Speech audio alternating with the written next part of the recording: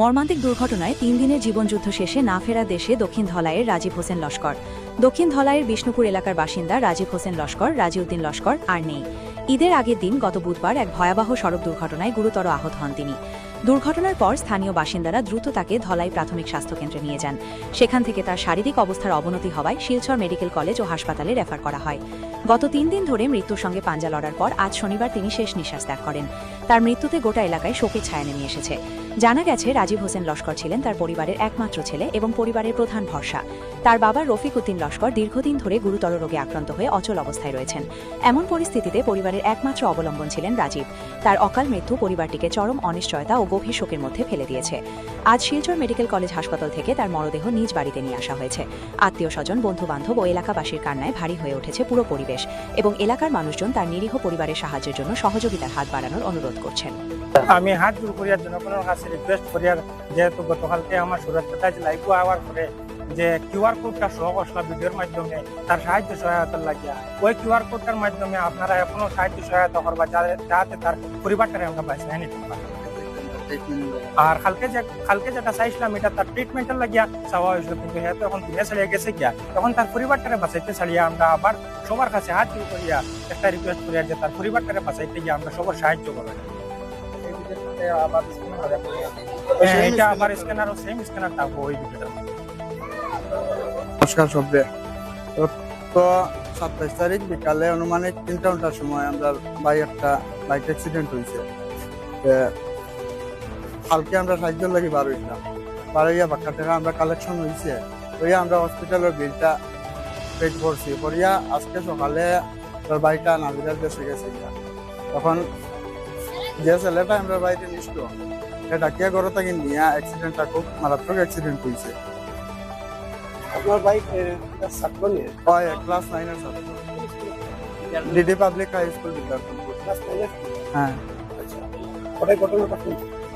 পরে এখন তো দেখো তারা পরিবার খুব অসহায় পরিবার, এখন তারে কিলা করা যায় চলে দেখো পরিবারটারে কিলা যা অবস্থা, তারা পরিবার চলতে পারতো না,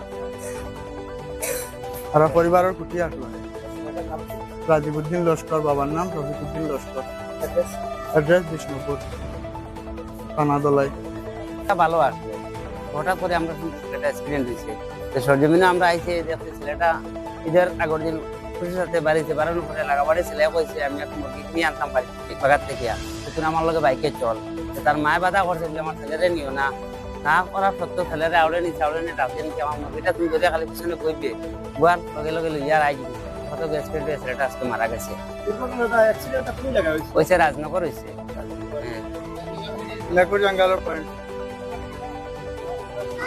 বাইকটা মানে অতিরিক্ত স্পিডে আসলো, আর নিয়ন্ত্রণ হারাই অ্যাক্সিডেন্ট করছে।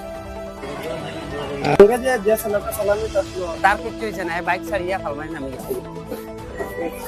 আজকে অত্যন্ত দুঃখের বিষয়, যেহেতু আমরা বিষ্ণুপুর গ্রামের একজন 14 বছরের ছেলে তার বন্ধুর সঙ্গে বাগাবাজার মুরগি কেনার যাওয়ার উদ্দেশ্যে অতি দ্রুত একটা বাইক অ্যাক্সিডেন্ট হইয়া ছেলেটা মারা গেছে।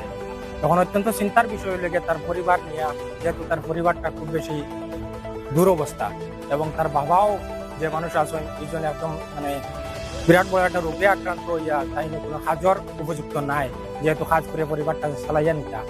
আর আমরা জনগণের ওইটাই চিন্তা যে তার পরিবারটার একটু যখন বাঁচানি যায়, কারণ একমাত্র হেও আসলো এই পরিবারের একটা বাত্তি স্বরূপ, যেমন হে বড় হইয়া রোজগার করবো এবং তার পরিবারটারে চালাইয়া নিত, কিন্তু আজকে ওই বাতিটাও নিভে গেল।